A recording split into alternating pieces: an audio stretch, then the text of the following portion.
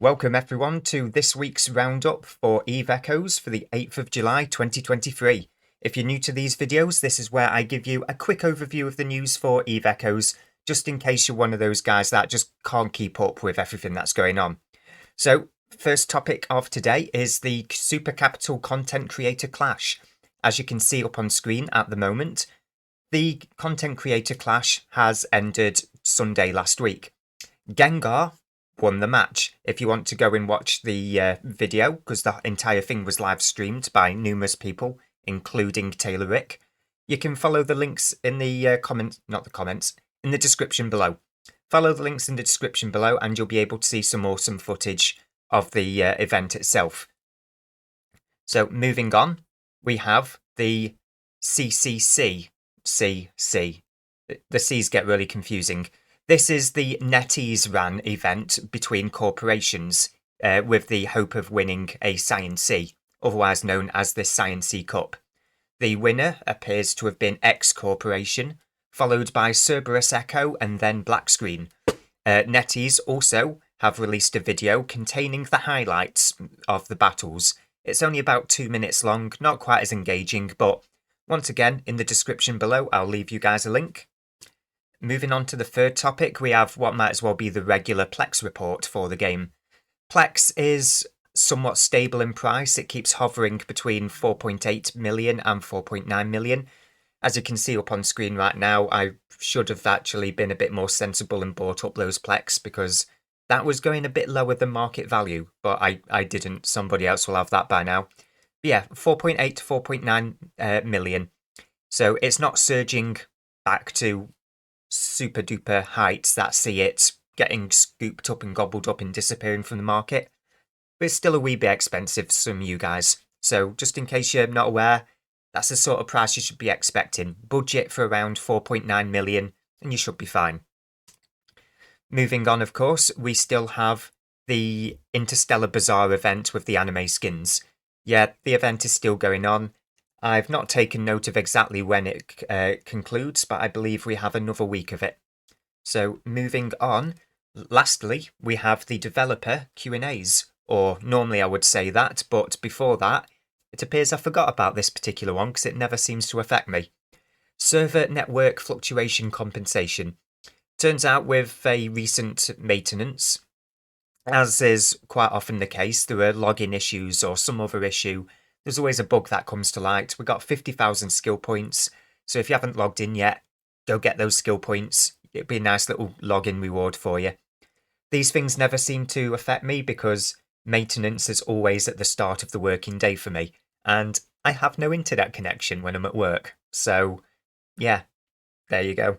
Doesn't really affect me. If it didn't affect you, 50,000 skill points for nothing. I never complain about those. Now we're on to the developer Q&A. Yeah, as you can tell, these videos aren't particularly well structured. I just throw a bunch of JPEGs together into a folder and click through them while I'm talking. So, moving on to the JPEGs that were provided to me by Taylor Rick. So, once, I did not have to take them from Captain Benzi's videos, because one day, Captain Benzi's videos will just stop, because that's all he's doing at the moment. But let's not rant about that, shall we? Let's give you what you want. Question number 1. Loading station assets takes longer than it should. Have the devs considered adding a text-only option? No icons that could be selected. This would significantly reduce server load. Fly Safish? Okay, that must be a new word. Answer. You can make it load faster by clicking the button next to the search bar in the upper right corner of the station asset screen to switch to thumbnail view. Text is not as straightforward as icon. We would not add a text option in our game, but we'll optimize the coding to make it load faster. Thanks for your support. I didn't actually know about that trick, so that's an interesting one. So basically what he seems to be saying there is most likely due to translation and how the game has to identify which text to load for each icon. They're just saying, don't load the text, just go straight for icons. Yeah, I guess that makes some level of sense. If this helps you guys out, feel free to use it. Me personally, I'm very, very patient, and when I run out of patience, I just start moving things into other stations or selling stuff because it gets on my nerves when I have too much stuff in my hangers anyway. So, moving on to question number 2. Will we be seeing new corporation structures that can be deployed by corporations regardless of the sovereignty they're deployed in? I think adding the assembly arrays may be helpful where a corporation can deploy them in any system, especially since many smaller corporations do not have sovereignty. The answer is thank you for your suggestion, but sovereignty gameplay is a significant part of PvP in our game, so we don't want to be adding such structures in the short term. I fully agree with this.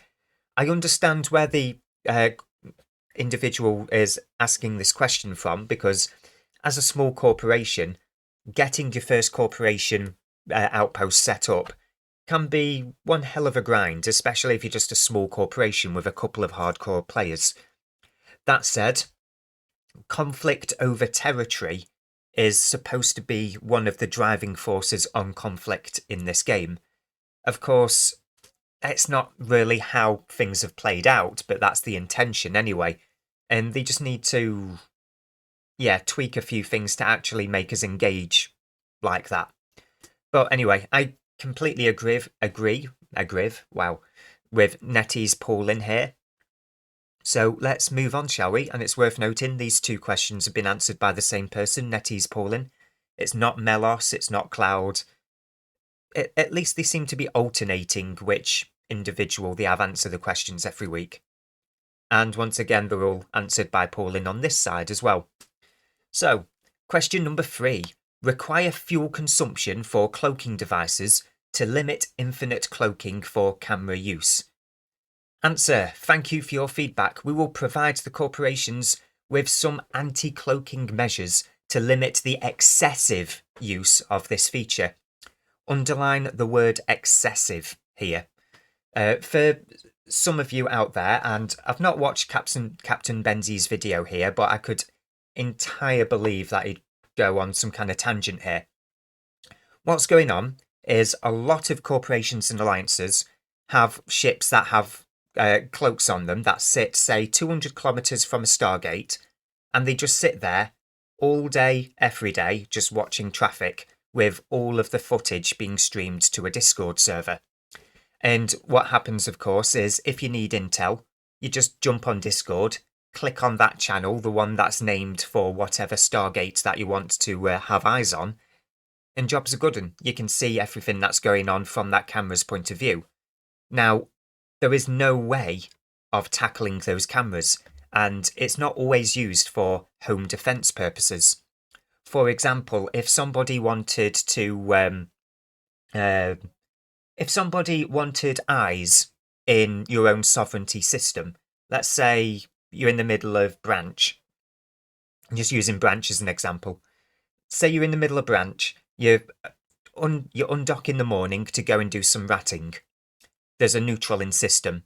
The guys in local say, oh yeah, that neutral's been there for 24 hours, it's just a camera, don't worry about it, there's nothing we can do.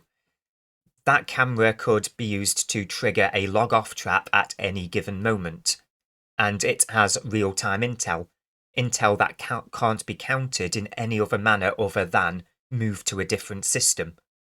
The whole point here is to stop people from using the cloaks for like hours and hours and hours on end.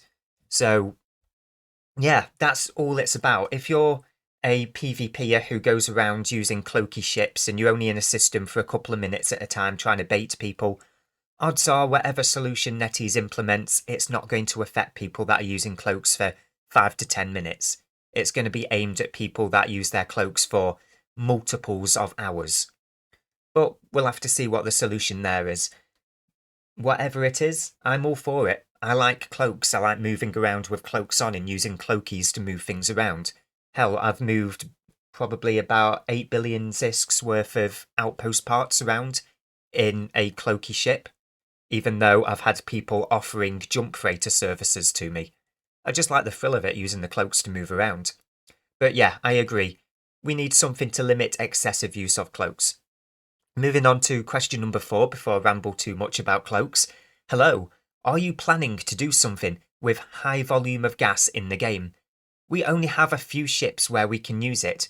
What about some formula for craft fuel from it? Or something more things, or reduce gas cap on belts, etc. The English broke up a bit towards the end there. Thank you for your question. We do have plans to add fullerene consumption in the new ship or modules manufacturing. This is sorely needed, because at the moment gas is almost completely useless. For those of you that don't really understand what's going on here, recently, when the new faction cruisers were released, we got gas added to the asteroid belts in low-sec and null-sec space. That gas is exclusively, at this point in time of the recording, used to manufacture those new faction cruisers. But what happened when we were given the ability to manufacture these cruisers, and maybe the Navy issue battleships? I'm not entirely sure on that one. But anyway, they fall into the same bracket of what I'm talking about anyway. What happened was, every single player in the game that paid for the pass, the event exclusive pass, myself included, got 2 of these cruisers for free via option boxes, and a battleship for free via the option boxes, which meant that there was no demand for these ships to be built at all, because everybody already had the ships that they wanted.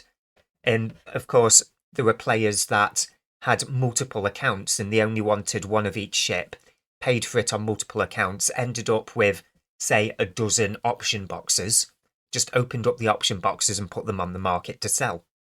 That's how it all played out. So there's very, very, very little demand at the moment for this fullerene gas, because there's no need to build these ships yet.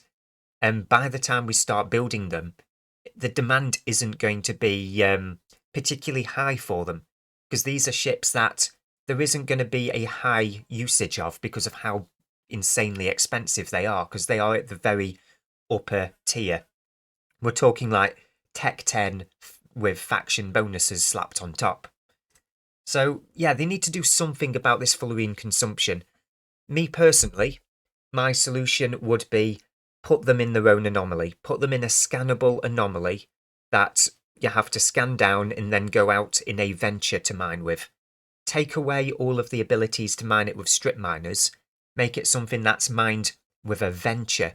Maybe introduce a venture covert ops for specifically this purpose. Who knows? I know they wouldn't call it the venture covert ops. It'd be the venture ore issue or something like that. Well, anyway, let's stop rambling. Let's move on to the 5th and final question. Could you please add a setting to make the in-game chat censor optional? Oh, yes. I can't even type my home system name in chat or submit reports of bannable player behaviour. Answer: thank you for your feedback, but unfortunately, due to potential legal risks in different countries, we can't make the chat censor optional. Oh, I can understand where they're coming from, but the chat censor is just completely bonkers. It's like you can't even type netties because that word alone is censored. Hell, I'll type out a good long message in Corp chat, and a good couple of the words will be censored out, and I'll be looking at it thinking, why? Why are these words censored? You can use swear words, if you can use some swear words, but not all swear words, like bloody and chuffing. I know they're kind of old English swear words, but they're acceptable. I don't get it sometimes with this censorship, but I guess that's why Discord exists. For those of you that aren't aware, you can always just jump on comms and talk to your friends on Discord. There'll be no censorship there, I assure you. But anyway, that is the end of today's roundup. Yeah, that's about it. There's not really much more to say, is there? If you're still here listening to me at this point in the video, feel free to hit that subscribe button and stick around for future videos. Until then, thanks again for listening and see you guys in the next video.